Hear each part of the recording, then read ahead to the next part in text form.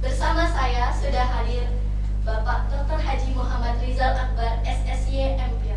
Assalamualaikum Pak. Waalaikumsalam warahmatullahi wabarakatuh. Beliau ini merupakan doktor dalam bidang ekonomi. Beliau merupakan lulusan terbaik di Universitas Trisakti tahun 2016 jurusan Ekonomi Islam. Beliau juga mempunyai banyak karya tulis dan baru-baru ini beliau menerbitkan buku dengan judul Ekonomi Kebahagiaan, ya Pak. Nah, buku itu menjadi rujukan untuk mahasiswa dan praktisi ekonomi lainnya.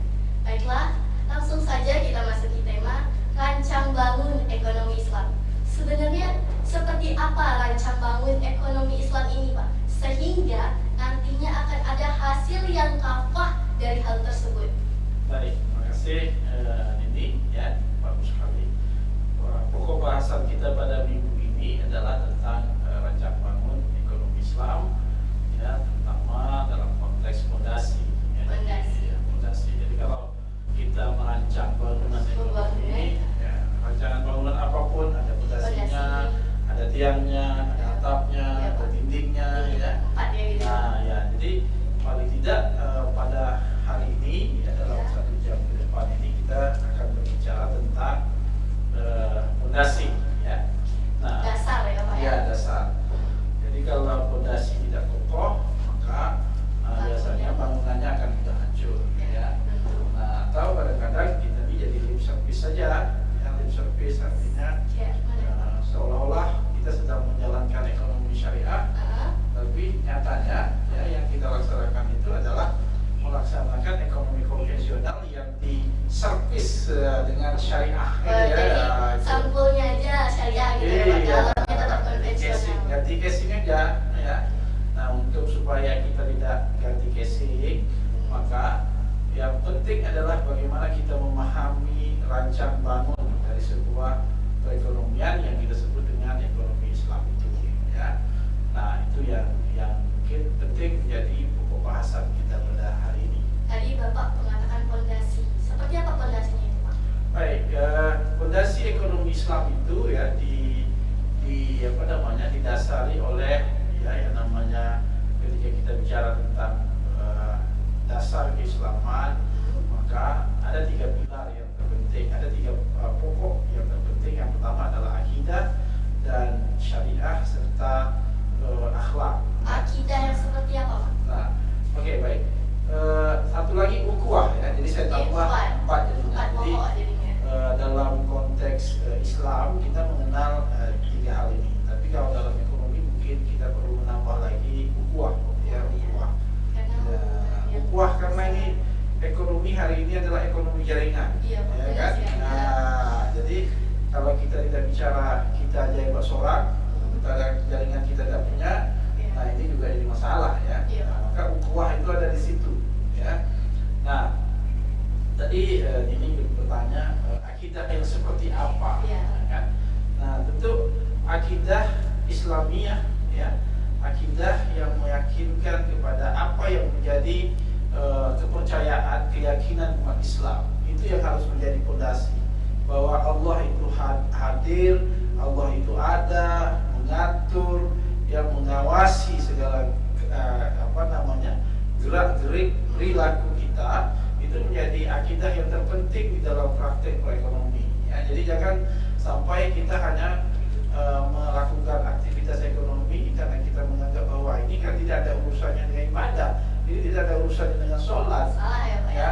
Ini tidak ada urusannya dengan baca Al-Quran, tapi ini kan urusan kita dalam memenuhi kebutuhan hidup sehari-hari. Maka ya dalam konteks itu kadang-kadang kita berpikir bahwa Allah tidak melihat kita, ya. Nah, kalau kita sudah meyakini bahwa kita mengesahkan Allah, bahwa Allah itu mengatur, bahwa Allah itu telah menurunkan aturan-aturan yang harus dijalankan oleh al-mukallafin, maka itu menjadi kunci utama. Dan dengan demikian perilaku kita tentu tidak akan mungkin menipu, ya. Kita tidak akan mungkin menzolimi orang, ya. Kita tidak akan mungkin berbohong. Nah, jadi ini perilaku fondasi yang penting ketika kita bicara tentang akidah, ya. Jadi ketika kita bicara tentang akidah dalam konteks bahwa selain kita percaya kepada Allah, kita percaya kepada Rasul, maka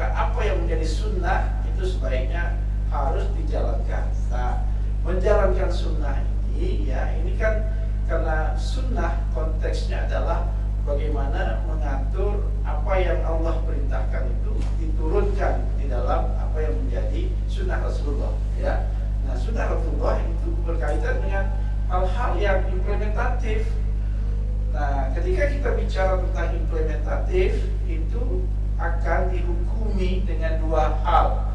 Yang pertama adalah waktu dan tempat. Yang Ya, kedua? jadi ya, waktu Ada waktu dan tempat.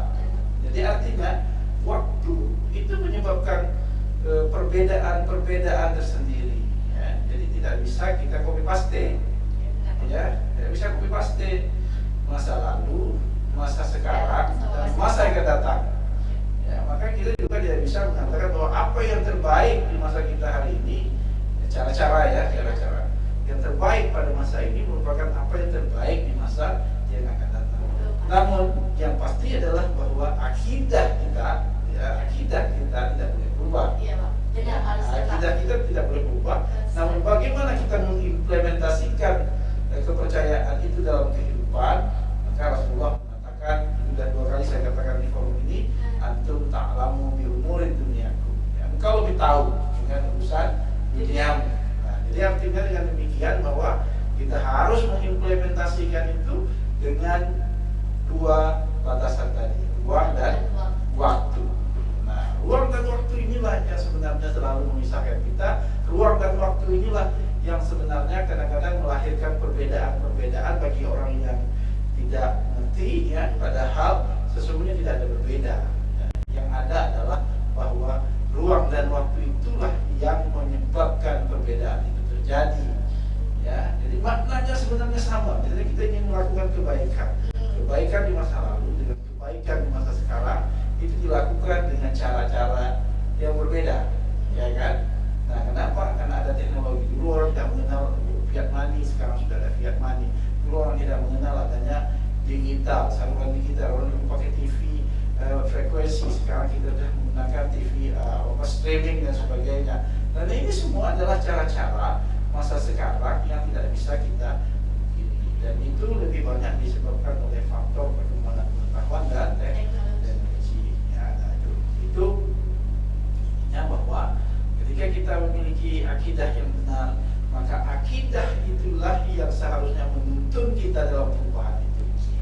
Nah, itu jadi dasar dalam pembangunan ekonomi yang Iya. baik. Lanjut, Pak, yang kedua. Tadi Yang kedua adalah syariah. Ya, syariah itu adalah tentang cara-cara, aturan-aturan. Ya, aturan-aturan seorang al-mukallafin ini dalam mengimplementasikan bagaimana dia mengaktualisasi keyakinan dia, ya, keyakinan akidahnya itu diaktualisasikan dengan syariah. Ya, dalam konteks syariah hukum Islam itu atau syariat Islam itu terbagi atas dua. Yang pertama adalah ibadah, yang kedua adalah muamalah. Ya, jadi ibadah itu akan mengikuti hubungan manusia dengan Khalik, ya, dengan Tuhannya, dan muamalah adalah hubungan manusia sesama manusia. Ya. Nah, keduanya diatur di dalam syariat. Ya. Dan seorang al-mukallafin, seorang anak manusia yang sudah akhir balik bagi umat Islam, yang dia Islam, dia harus berhukum dengan hukum Allah, dengan syariat itu, dengan ibadahkah namanya, dengan muamalahkah namanya, dengan aturan yang berbeda. Ya. Jadi kalau ibadah itu asal mula ibadah dalam kaidah usul fikihnya itu, asal mula ibadah itu adalah dilarang. Dia menjadi boleh adalah ketika ada dalil yang memerintahkannya. Ketika Allah memerintahkan aqimis shalah, maka dirikan sholat. Ya. Nah, ketika Allah tidak tersedia perangkat dalil yang memerintahkan, maka tidak ada ibadah yang boleh dilakukan. Ya.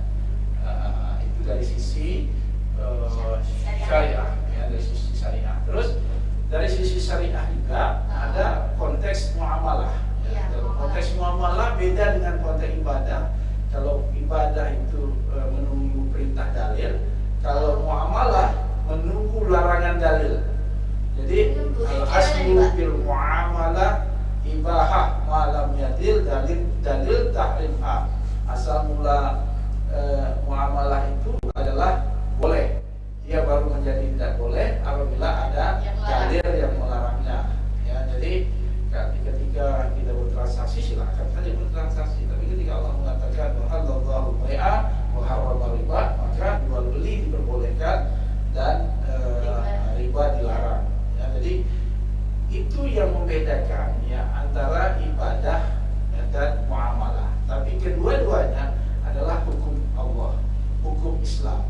syariah. Ya. Oke. Oke, baiklah pemirsa Tapindo TV, ada pariwara yang akan lewat berikut ini.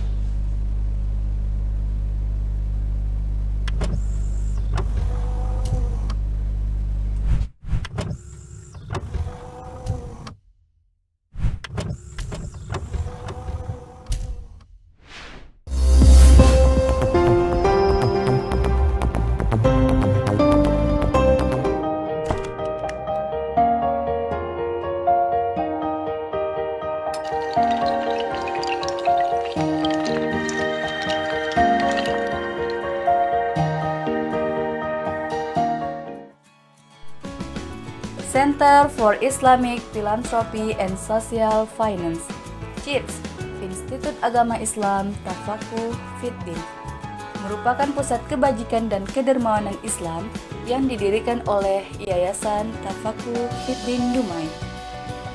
Kehadiran lembaga ini bertujuan untuk menyuburkan semangat kedermawanan umat serta mempotensikan modal kedermawanan itu untuk pemberdayaan kaum duafa.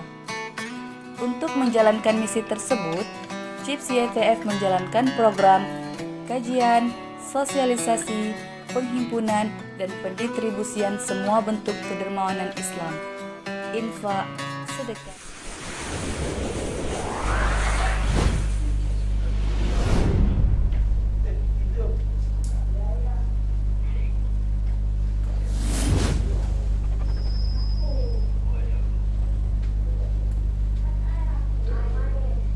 Kembali lagi bersama kami di Tapindo TV, menggamit keceriaan, cerdas, dan berwawasan. Baiklah, tadi Pak Rizal menyinggung tentang syariah. Nah, sekarang lagi syariah tadi, bagian muamalah Pak. Hubungannya ke dalam ekonomi Islam itu apa Pak? Oke, baik.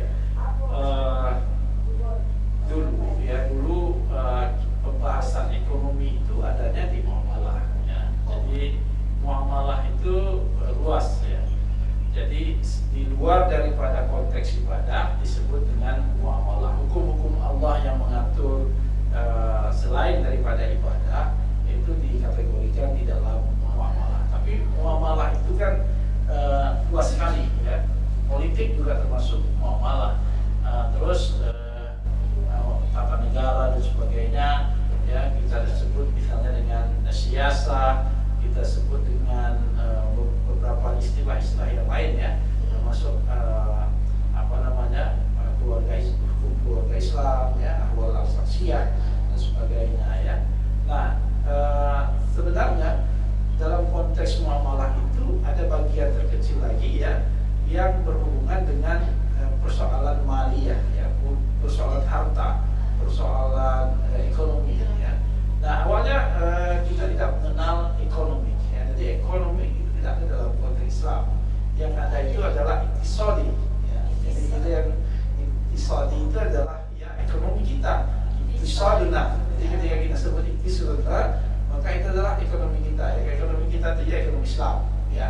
Nah, Jadi nama lainnya itu Pak. betul. Jadi nama istilah yang digunakan oleh Fakir Asdar ya. Fakir Asdar menulis dengan iktisaduna. Nah, dia merupakan bagian daripada muamalah. Nah, hari ini muamalah yang disebutkan itu atau istilah muamalah itu mendefinisikan tentang hukum-hukum atau aturan-aturan yang menghukumi perilaku berekonomi. Ya. Nah, jadi perbedaannya antara muamalah dan ekonomi Islam adalah ketika kita menyebut muamalah, maka itu adalah aturan-aturan yang menghukumi al-mukallafin dalam berekonomi. Nah, sementara ekonomi Islamnya sendiri adalah praktis berekonominya. Praktisnya. Ya, praktis. Dia mempraktekkan ekonominya itu adalah ekonomi Islam. Nah, tapi ini menjadi penting ya ketika kita bicara tentang ekonomi Islam ya, maka tidak boleh hanya terhenti pada praktis berekonomi. Harus muamalah juga. Harus juga membawa sekali norma dalam berekonomi. Norma dalam berekonomi itu adalah muamalah. Ya, karena apa yang terjadi dengan ekonomi konvensional hari ini? Ekonomi konvensional hari ini adalah ekonomi yang meninggalkan norma dalam berekonomi, sehingga dia memisahkan antara hukum bisnis dengan perilaku bisnis. Tapi dalam Islam juga harus digabung karena kita tidak boleh terhenti hanya pada praktis perekonomi. Kalau praktis perekonomi saja yang kita ketengahkan tanpa melihat normanya, maka sesungguhnya ini yang kita sebut tadi ekonomi Islam lip service, ya, casing saja, ya, akhirnya kita tidak mengikutkan apa yang Allah hendak, ya, apa yang Allah mau, ya. Nah, apa yang Allah mau ini atau apa yang dikehendaki oleh Allah inilah yang diatur di dalam hukum syara, ya. Hukum syara itulah yang ketika kita melihatnya lebih banyak daripada misalnya dalam konteks maqasid syariah, maksud Allah dalam menurunkan hukum, ya. Nah, jadi paling tidak inilah perbedaan di antara ekonomi Islam dengan konvensional. Karena di dalam ekonomi Islam hadir muamalah, ya, yang memberikan panduan apakah ini boleh atau ini tidak boleh. Nah, kalau dalam ekonomi konvensional maka tidak ada urusannya itu hanya apakah dia menguntungkan atau tidak, ya, apakah dia menzalimi atau tidak, itu tidak urusan, ya. Kalau misalnya sesuatu yang menzalimi misalnya, ya, menzalimi tapi orang yang dizalimi itu rela untuk dizalimi, dalam konvensional itu boleh, ya kan? Nah, ini urusannya kalau dia rela dizalimi itu boleh, tapi di dalam Islam tidak boleh. Jadi artinya ketika ada aspek penzaliman di sana, maka di situ ada wajah ketidakadilan, ada wajah yang zulum, ya, zalim, ya. Jadi kegelapan di situ. Bukankah agama hadir untuk menerangi? Bukankah Rasulullah adalah sosok yang memberikan cahaya bagi kehidupan kita? Nah, maka ekonomi tidak boleh hanya berada sebelah mata. Kalau dia hanya bicara tentang untung saja tanpa mempertimbangkan bahwa apakah ini akan merusak nilai-nilai kemanusiaan dan sebagainya, maka disitulah letak perbedaan di antara ekonomi syariah dan ekonomi konvensional. Karena hadirnya muamalah, jadi muamalah itu harus lengket terus dengan ekonomi Islam, ya.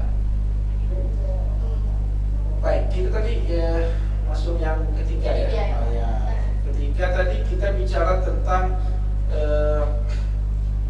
tadi pertama adalah akidah, yang kedua kita bicara tentang syariah, dan yang ketiga kita bicara tentang akhlak, ya. Nah, jadi dalam konteks ekonomi syariah, akhlak menjadi fondasi yang harus diperhatikan, karena buah daripada kita menjalankan agama tidak lain adalah akhlakul karimah, ya. Hadirnya Rasulullah di permukaan bumi juga untuk menyempurnakan akhlak manusia. Nah, akhlak ini dalam konteks yang yang konvensional juga disebut dengan etika, ya, moral, etika dan sebagainya. Dalam konteks Islam kita menyebutkan dengan akidah, akhlak, ya. Nah, apa bedanya? Apa bedanya?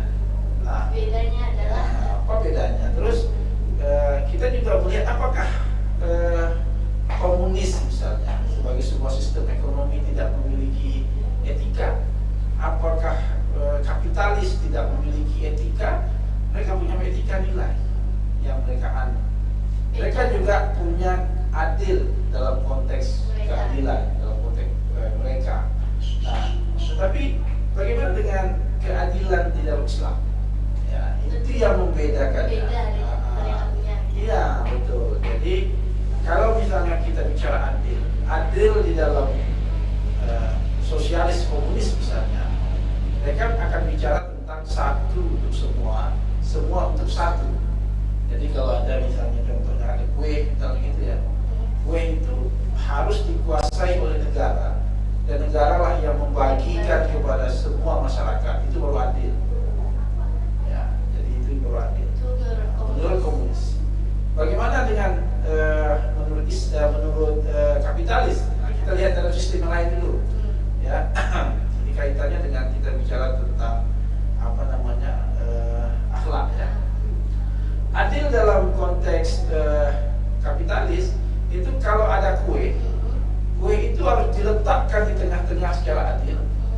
diperebutkan, dan orang yang merebut itu harus punya peluang yang sama untuk merebutnya.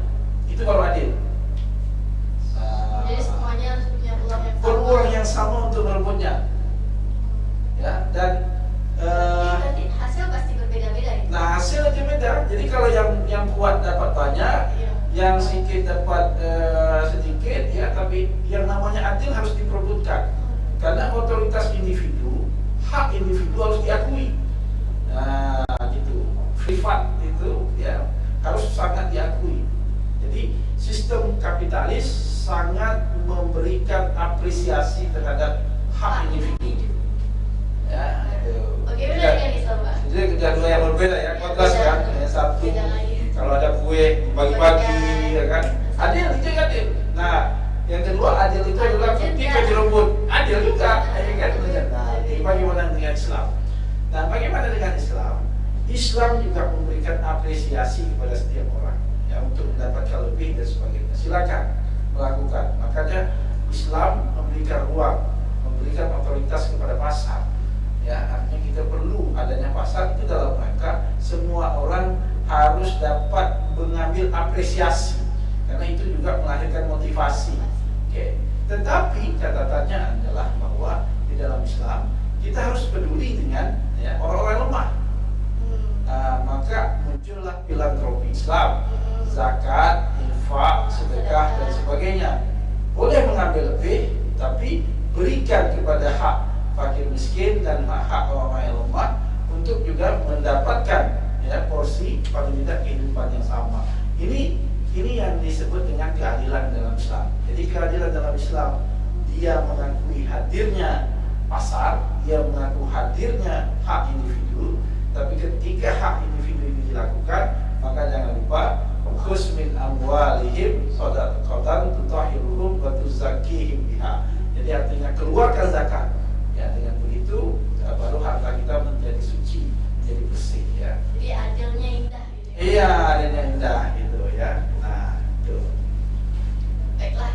Nah, kita udah bahas 3 pembahasan. Yang pertama tadi adalah fondasi Islam itu yang pertama dari akidah, yang kedua dari syariah, dan kemudian yang ketiga dari akhlak.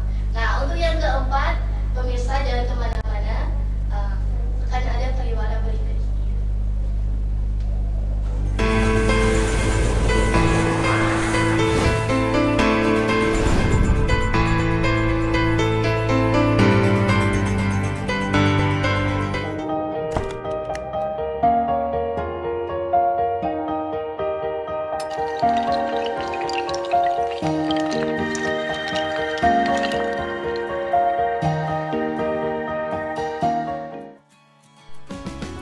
Center for Islamic Philanthropy and Social Finance, CIPS.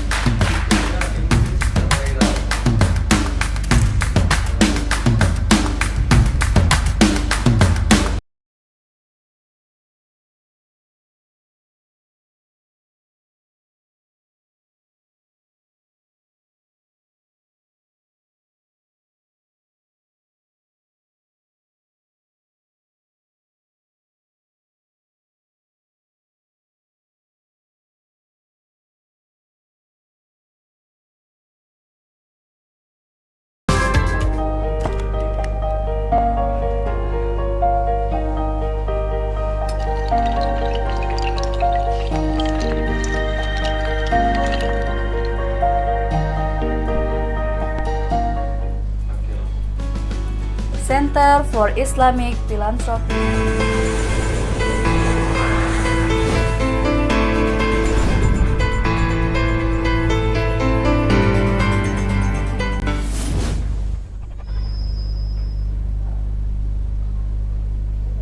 Kembali lagi bersama kami di Tafi Beauty TV, menggali keceriaan, cerdas, dan berwawasan. Nah, baiklah, langsung saja nih.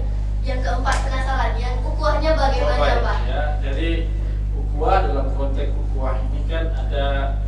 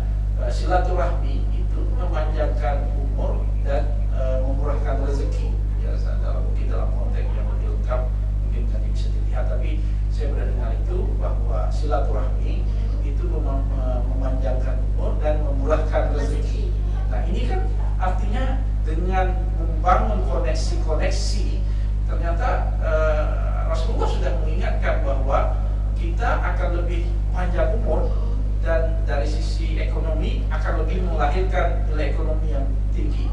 Ternyata ini yang dapat itu kan Mark Zuckerberg yang punya Facebook, ya. Artinya Mark Zuckerberg yang menciptakan Facebook, ya, dan kita juga hari ini menggunakan jaringan yang platform yang dia ciptakan. Nah, akhirnya menjadi sosok yang urutan orang-orang kaya di dunia, ya, hanya dengan menciptakan sebuah platform yang sepertinya awal-awalnya itu tidak ada nilai ekonomi. Apa sih nilai ekonominya? Menghubungkan orang dengan orang kita juga tidak pernah bayar akunnya, ya kan? Kita pokoknya asal kita masuk, kita buat account dan sebagainya, kita jumpa dengan teman, keluarga, segala macam tidak dibayar. Nah, semua dia lakukan dalam rangka menghubungkan silaturahmi, konsolidasi, ya. Nah, ini menjadi penting ukhuwah Islamiyah, ya. Setelah itu ukhuwah wataniyah, ya. Persaudaraan sesama satu bangsa. Nah, kenapa? Karena hari ini memang konsolidasi menjadi kekuatan yang sangat dahsyat ketika kita bicara tentang kapasitas ekonomi. Orang hari ini tidak lagi bicara pada tidak lagi bicara pada berapa besar, ya, kuantitas yang dia miliki dari sisi ekonomi, tapi berapa besar volume, ya, dari berapa besar volume daripada transaksi sebuah ekonomi. Maka ekonomi jaringan ini menjadi sesuatu tema yang penting dan menjadi hal yang sangat krusial pada revolusi industri 4.0. Itu peluang yang besar. Itu peluangnya cukup besar sekali, ya. Umat Islam terutama ketika dia mampu mengakses sesama umat Islam. Tapi saya juga ingin ingatkan bahwa ekonomi Islam adalah hadir sebagai ekonomi yang rahmatan lil alamin. Jadi bukan ekonomi yang hanya tertuju kepada umat Islam, ya, tetapi tentu fondasinya adalah bagaimana umat Islam sendiri, ya, mampu memanfaatkan ekonomi yang ummatan rahmatan lil alamin ini sebagai sebuah kekuatan mereka untuk berkembang. Sangat naif sekali, ya, ketika kita memiliki sistem yang baik dalam ekonomi, ternyata kita tidak mampu, ya, untuk memanfaatkannya sehingga itu dimanfaatkan oleh orang lain, ya. Yang kedua, sangat kerdil betul kalau kita bicara ekonomi Islam, tiba-tiba kita menganggap ini hanya dagang berbisnis dengan orang Islam saja. Ya, salah. Ya, maka Rasulullah mempraktekkan misalnya pernah berdagang dengan masyarakat lain, dengan orang Yahudi misalnya dan sebagainya. Jadi dalam konteks itu maka ukhuwah Islamiyah menjadi satu fondasi, tetapi ukhuwah Islamiyah yang harus diartikan dengan sesuatu yang lebih universal, ya. Nah, ini yang menurut saya penting ketika kita bicara tentang ukhuwah Islamiyah, ya, atau ukhuwah, ya, apakah ukhuwah Islamiyah, ukhuwah wataniyah, ya, dan sebagainya. Ini perlu diingatkan nih Pak, soalnya kan kadang masyarakat ini terdoktrin kalau misalnya belanja tuh harus sama orang Islam aja, Ya. jadi yang Cina tuh jangan belanja sama orang Cina gitu. Ya. Yang itu sebenarnya salah gitu kan Pak. Ya. Itu maksud Bapak tadi gitu. Iya, jadi kita memang harus melahirkan kekuatan ekonomi, ya. Tapi kekuatan ekonomi yang kita lahirkan itu bukan berarti eksklusif, ya, bukan eksklusif, tetapi ekonomi yang juga bisa dinikmati oleh orang lain, semua kalangan. Nah, kita jangan menjadi orang yang lemah, cengeng. Orang cengeng itu kan gini, kita tidak mampu bersaing, tiba-tiba kita minta supaya udahlah dengan saya sajalah. Berarti kita lemah. Kita harus ketika kita bicara ekonomi, kita harus bertanding dengan semua bangsa. Kita harus unggul dari bangsa manapun. Itu sebenarnya yang diinginkan dalam Islam. Ya, Pak coba bayangkan ketika kita punya Muhammad Al-Fatih yang begitu luar biasa mengaktualisasikan dirinya, ya. Begitu juga dalam konteks keilmuan dan sebagainya. Nah, hari ini generasi Islam ini potensi, ekonomi Islam adalah potensi. Maka mari kembangkan ekonomi Islam yang universal ini, pahami dengan sesama apa yang menjadi pesan-pesan ekonomi syariah. Terus Anda harus menjadi pohon yang besar yang mampu menaungi seluruh umat Islam dan seluruh masyarakat yang lainnya, karena Islam adalah rahmatan lil alamin. Nah, jangan terbalik. Hari ini kita berlindung dengan yang lain, ya.